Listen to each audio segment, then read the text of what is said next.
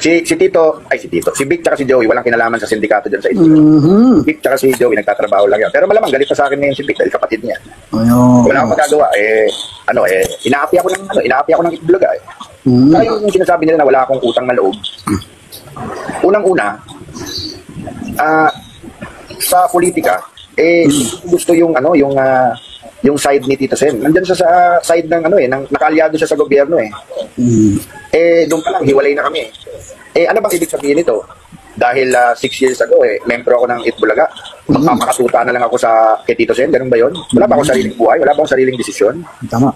Nagagalit sa akin si Tito Sen dahil kumakampi ako kay BP Sara. Ano to, habang buhay, perket magkasama tayo dati Tito Sen, perket magkaibigan tayo dati. Hindi na pwede akong maniwala kay BP Sara at siya ang pinaniniwalaan ko na susunod na magiging presidente ng Pilipinas dahil wala akong gusto presidente mo. Tuta mo Tito Sen habang buhay? Teka muna.